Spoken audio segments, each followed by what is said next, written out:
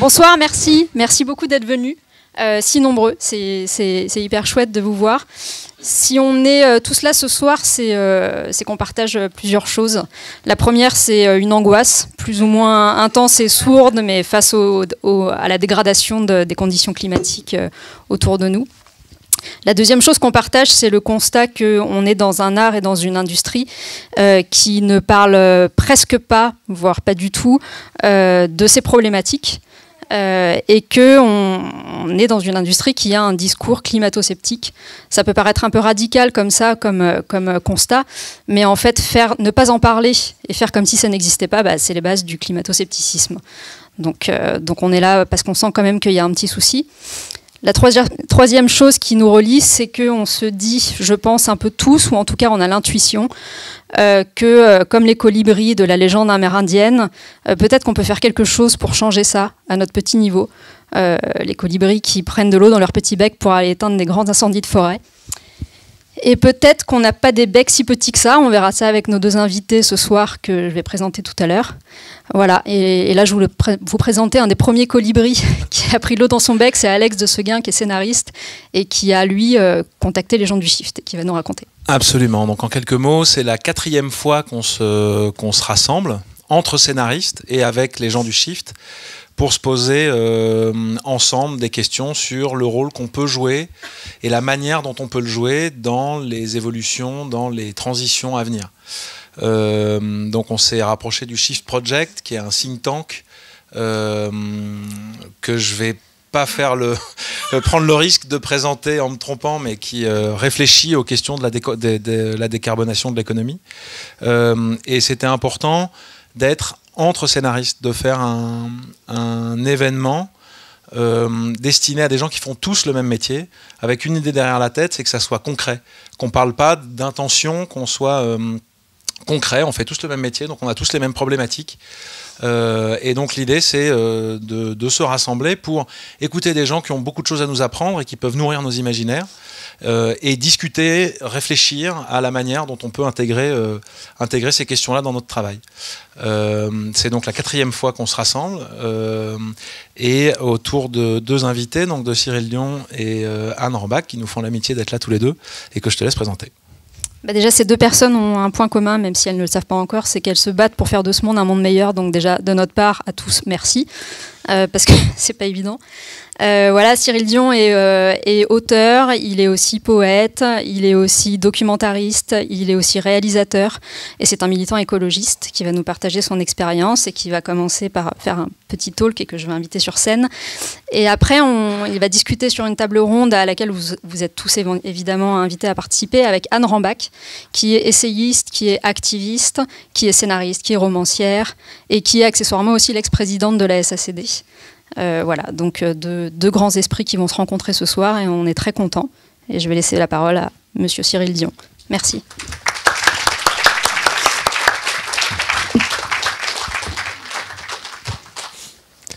Salut tout le monde. Je ne sais pas si j'ai beaucoup de choses à vous apprendre, donc si je dis des trucs que vous savez déjà, vous pouvez crier et dire je sais déjà tout ça, et j'essaierai de m'arrêter ou de dire quelque chose de plus intéressant. Moi, je suis arrivé à réfléchir à cette question des récits de façon différente. C'est-à-dire que moi, j'ai une formation d'art dramatique, donc de comédien au départ. Et je suis passé par l'activisme puisque j'ai organisé des congrès israélo-palestiniens donc pour tâcher de faire la paix dans cette région. Et ça a très bien marché, comme vous pouvez le constater en ce moment. Entre 2002 et 2006, et puis après j'ai créé une ONG écolo avec Pierre Rabhi et d'autres qui s'appelle Colibri, et puis je suis revenu au cinéma en 2010 avec Colin Serrault pour un film qui s'appelle Solution locale pour un désastre global, et après on a réalisé Demain avec Mélanie Laurent, et puis j'ai réalisé un autre film qui s'appelle Animal qui était à Cannes en 2021 dans une sélection qu'on avait réussi à créer qui s'appelait Cinéma pour le climat, donc qui était une tentative déjà d'ouvrir un espace justement pour les films qui parle de tous ces sujets-là, où il y avait majoritairement des documentaires. Il y avait juste une fiction de Louis Garrel, mais on voit bien qu'il y a une difficulté à venir à la fiction sur ces sujets, sauf de façon catastrophiste, on va dire, en écrivant des dystopies, puisque ça, malheureusement, Ça existe, enfin malheureusement ou heureusement, j'en sais rien, mais en tout cas ça existe depuis assez longtemps. Et la raison pour laquelle j'ai commencé à creuser cette idée que les récits pouvaient avoir un impact considérable sur le changement climatique est que dans ma vie de militant, là plutôt écolo, j'ai pris conscience que très peu de gens, que ce soit des artistes ou pas des artistes, essayaient d'imaginer à quoi le monde pourrait ressembler si on vivait dans des conditions qui nous permettent, par exemple, de rester en dessous de 1,5 degré de réchauffement. C'est ce que disait Rob Hopkins dans Demain. Il disait on est hyper fort pour faire des films sur la façon dont l'humanité va disparaître, les gremlins, les extraterrestres, les explosions nucléaires, les épidémies ou les catastrophes climatiques. Mais en revanche, on n'est pas fort du tout pour imaginer comment on pourrait s'en sortir. Or, on peut quand même se demander comment on peut imaginer, entraîner une société entière pour construire une société différente si on n'est même pas capable de l'imaginer au départ. Or, c'est quand même notre métier d'écrire et d'imaginer et de raconter des histoires. Et il se trouve que en creusant la question, j'ai repris conscience à quel point ces histoires de tout temps avaient façonné les sociétés humaines. La romancière Nancy Houston dit qu'on est une espèce fabulatrice, que nous passons notre temps finalement à construire des fictions, qu'on regarde la réalité à travers une petite fenêtre, qu'on glane des éléments du réel disparates et qu'on essaye de leur donner du sens, et que c'est notre manière de partager notre subjectivité avec les autres êtres humains. Et ça, cette capacité qu'on a à agencer un certain nombre d'éléments du réel en leur donnant une trajectoire, un point de vue, très souvent avec un milieu, un début et une fin, c'est le principe de la fiction, du récit. Et on voit que quand ces récits deviennent plus vastes, qui sont partagés de gré ou de force par un grand nombre d'êtres humains sur cette planète, ils peuvent devenir le ferment de systèmes religieux, politiques, économiques. On le voit par exemple pour les grandes religions, le christianisme, l'islam, le judaïsme, ce sont des histoires avant tout, des histoires qui au départ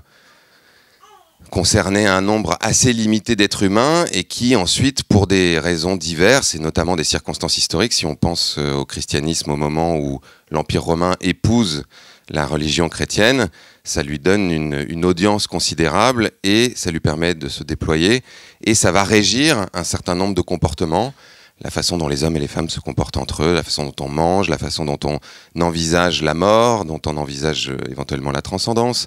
dont on organise la cité.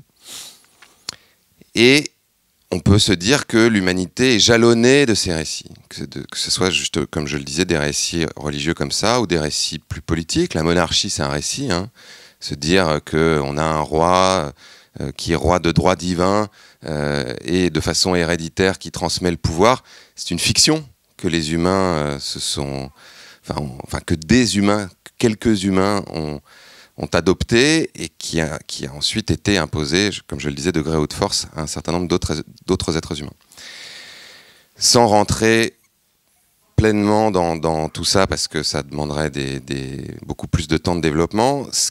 qui m'intéresse particulièrement dans cette façon de regarder le monde, c'est que si le monde est organisé autour de récits, de fictions qui ont été élaborés par des humains, ça veut dire que l'organisation du monde n'est pas immuable. Et que d'autres humains peuvent choisir de construire d'autres fictions qui permettraient d'organiser le monde différemment. Si on en vient à la crise écologique et qu'on regarde les grands éléments saillants de ce qui nous occupe en ce moment, le dérèglement du climat, l'effondrement de la biodiversité, le fait que nous ayons a priori dépassé 6 des 9 limites planétaires, donc les limites planétaires c'est là aussi, une grille de lecture du monde qui a été élaborée par des scientifiques, notamment un climatologue assez connu qui s'appelle Johan Rockström, dans le cadre du Stockholm Resilience Center, et qui a essayé d'évaluer quelles sont les limites qu'il ne faudrait pas que nous dépassions pour que cette planète reste habitable. Si nous avons dépassé ces 6 limites sur 9, là aussi, si on essaye de démêler la plotte, on se rend compte que c'est parce que nous avons une représentation du monde qui considère que le monde vivant est un champ de ressources que nous pouvons exploiter pour faire de la croissance économique, pour faire du profit, et que cette représentation du monde-là, aujourd'hui, est dominante, qu'elle est, et particulièrement en Occident, qu'elle est dominante et se traduit particulièrement par cette idée de la croissance économique. Si vous écoutez régulièrement des responsables politiques ou économiques dans des matinales ou dans des émissions politiques, vous n'avez pas manqué de remarquer qu'ils passent leur temps à dire qu'il faut de la croissance, de la croissance, de la croissance, de la croissance. Et on a du mal à se rendre compte de comment sortir de ça. Comment est-ce que cette représentation du monde s'est élaborée? Elle s'est élaborée évidemment à travers des théories économiques, à travers des structures politiques qui l'ont imposée, mais aussi à travers le cinéma. On peut se dire qu'au XXe siècle, on a 3 grands récits qui se sont affrontés à la fois idéologiquement, mais aussi militairement, le capitalisme, le communisme et le fascisme. Que le capitalisme a gagné, on peut quand même s'en réjouir, parce que le nazisme et le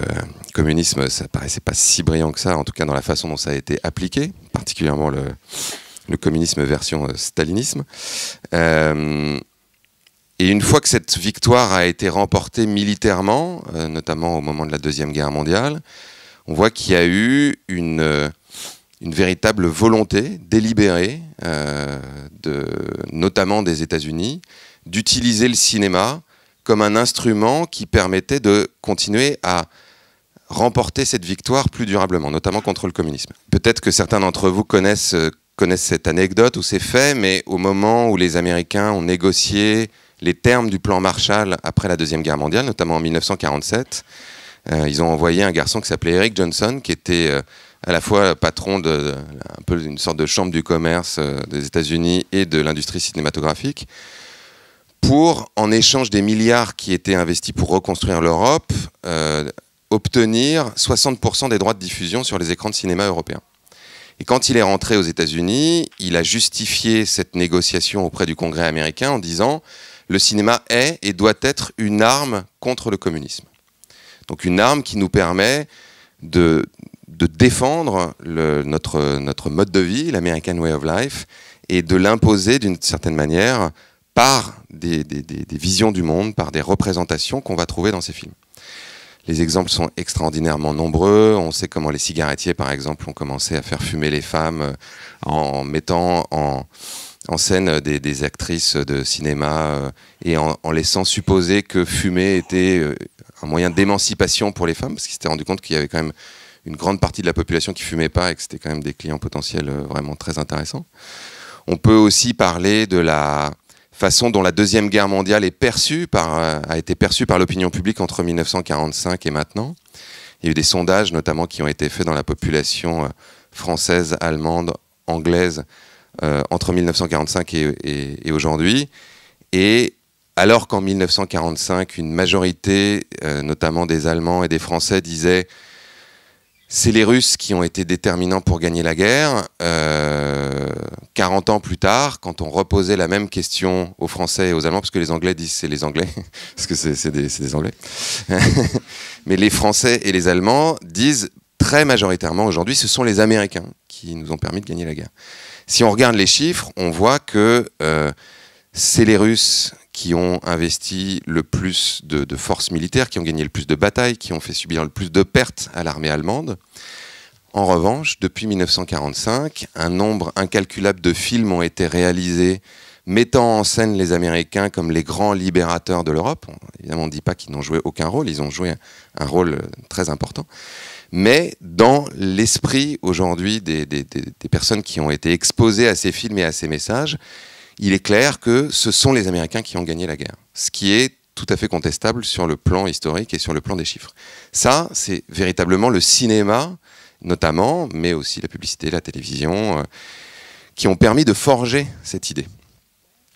On peut plus globalement se dire que si l'American Way of Life s'est répandu avec autant de succès à travers la planète, c'est parce que le cinéma, la télévision, la publicité ont mis en scène un certain nombre d'histoires, héros, de héroïnes, qui étaient dans des voitures, qui étaient le symbole de la liberté, qui fumaient des clopes, qui portaient des Levi's, qui buvaient du coca, qui avaient de l'électroménager, et qui étaient dans une une volonté d'amasser des possessions matérielles, de réussite matérielle, de réussite économique, de réussite sociale qui passait par tout ce que l'Amérique pouvait défendre aujourd'hui. Si on considère que nous sommes au bout de ce modèle-là, c'est-à-dire que ce modèle qui a été vendu, entre guillemets, par une bonne partie de l'industrie culturelle, nous a emmenés là où nous sommes aujourd'hui, c'est-à-dire dans un monde où nous consommons beaucoup trop d'énergie, beaucoup trop de matière et nous mettons en danger les conditions d'habitabilité de cette planète, on peut se dire que le rôle aujourd'hui du cinéma pourrait être le rôle du cinéma, des séries, de la publicité, en tout cas des raconteurs d'histoires. On pourrait parler des jeux vidéo, on pourrait parler des romans, on pourrait parler des BD. C'est sans doute de nous aider à imaginer autrement le monde, d'imaginer une sorte d'ecological way of life. On voit que la puissance des représentations continue à être importante. On le voit sur d'autres questions qui sont plus largement abordées. On pourrait parler de la question du genre. On voit à quel point Hollywood, par exemple, a remplacé les héros par des héroïnes depuis un certain nombre d'années. On peut se rendre compte à quel point des adolescents ou des adolescentes qui aujourd'hui regardent des séries comme Euphoria, par exemple, où les deux personnages principaux sont lesbiennes et une et même trans, ne vont pas se construire avec les mêmes représentations que moi, par exemple, qui dans les années 80 ont regardé des séries où c'était principalement des héros mâles, cisgenres, hétéros, blancs. On peut aussi regarder des petits épiphénomènes, mais qui ont été... c'est pas des études très scientifiques, hein, mais qui ont été parfois montées en épingle. Par exemple, la série 24 heures chrono qui mettait en scène un président noir pendant 2 saisons, qui s'appelait David Palmer. Donc il y avait 45 millions d'Américains qui tous les jeudis sur HBO regardaient cette série et qui se sont habitués. Ils n'en faisaient pas particulièrement cas dans la série, c'est-à-dire que ce n'était pas un ressort dramatique particulier, simplement le président était noir. Bon.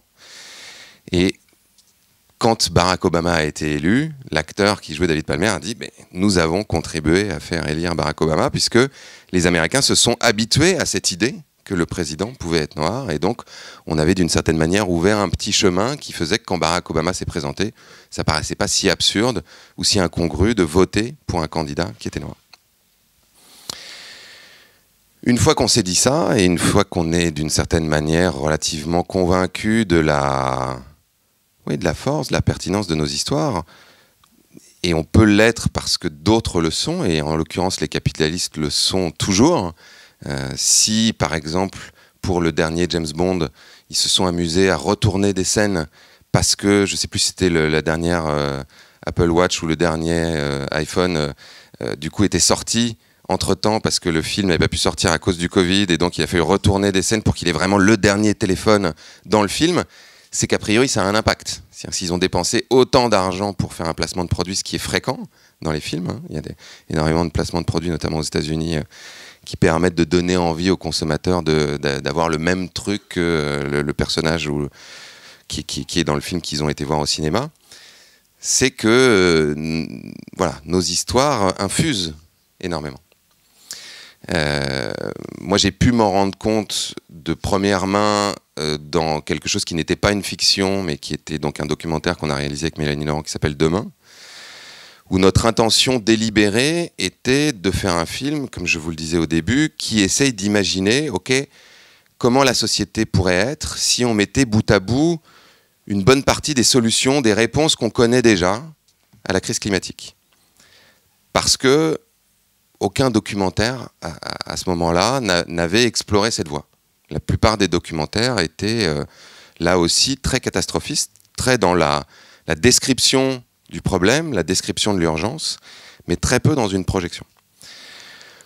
Pendant des mois, et pour pas dire des années, puisqu'en fait ça a duré des années, j'ai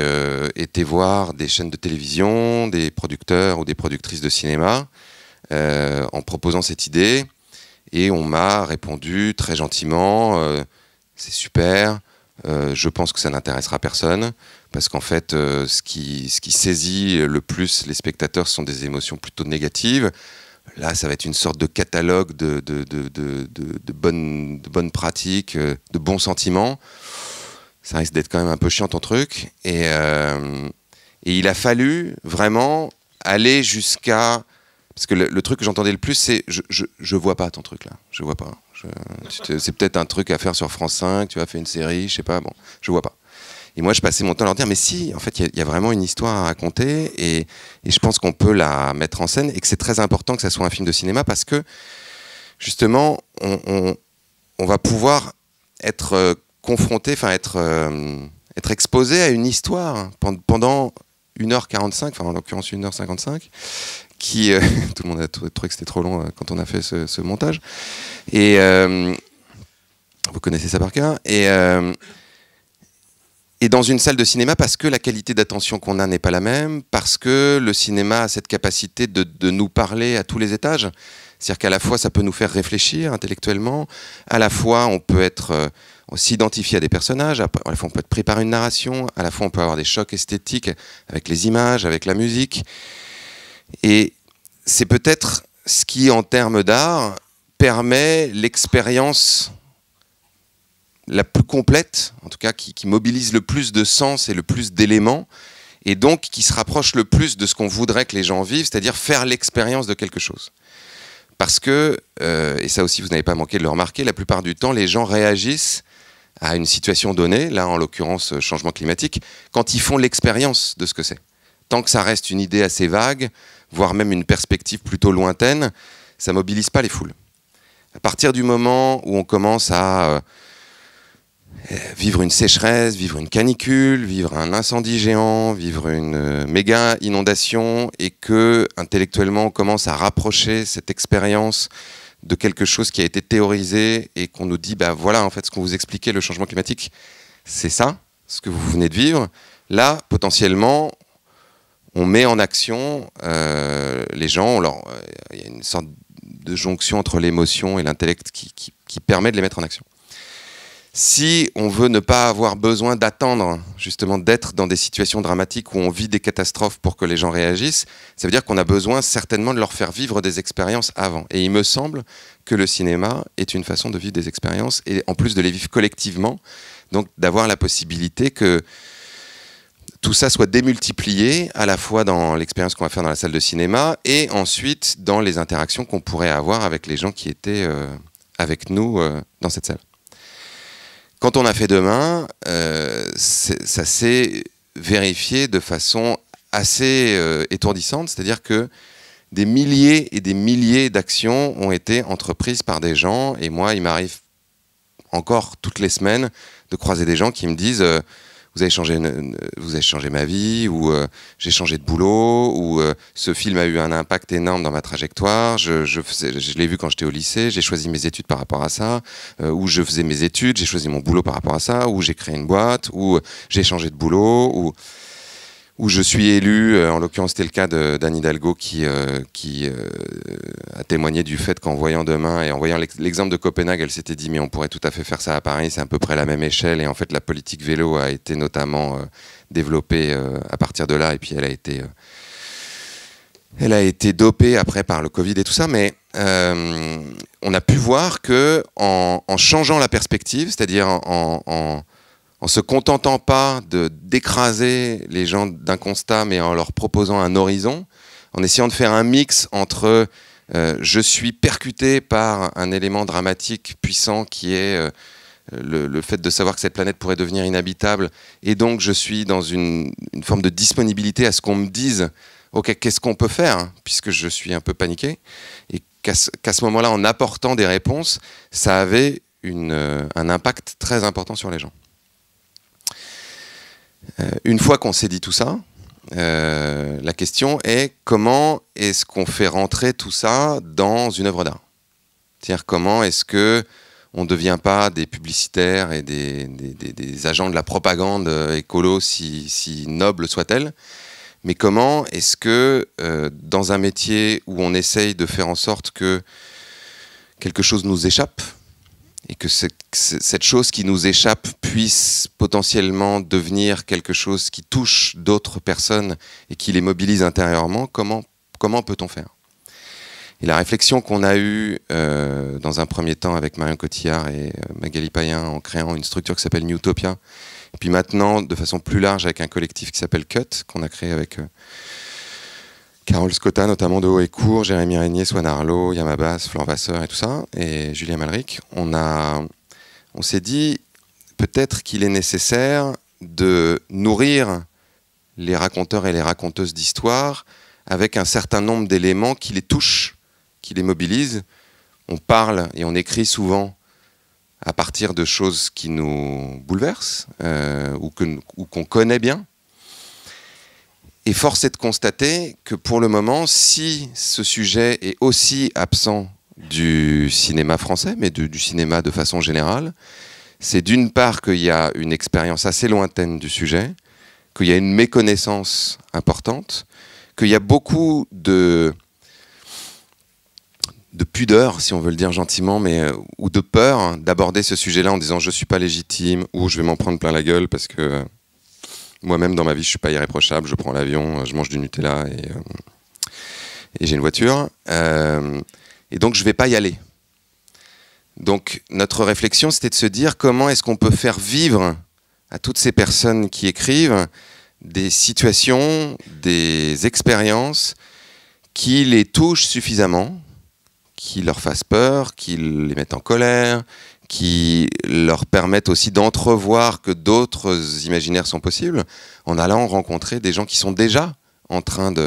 d'organiser la société différemment, pour qu'ensuite ça puisse maturer et, au moment d'écrire,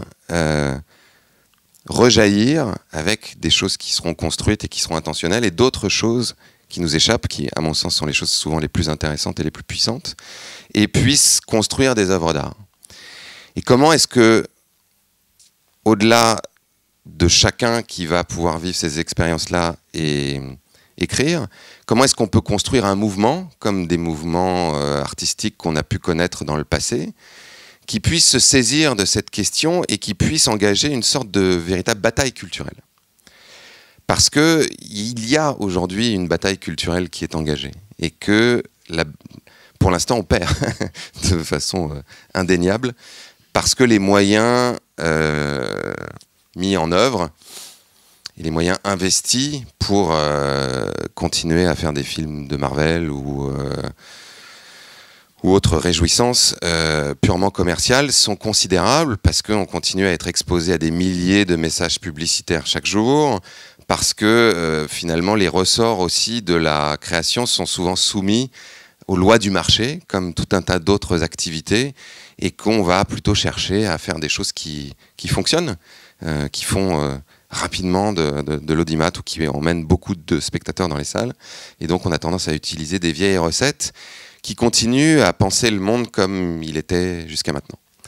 Et donc, ce que j'adorerais qu'on puisse explorer ce soir ensemble, c'est comment, tous autant que nous sommes, nous pourrions nous engager dans cette voie en utilisant nos talents propres qui sont des talents d'imagination et des talents d'écriture, des talents de conteur ou de conteuse, pour tenter d'accompagner cette mutation de la société, cette mutation du monde vers une planète qui resterait habitable pour tout le monde. Voilà, je vous remercie beaucoup. Merci beaucoup.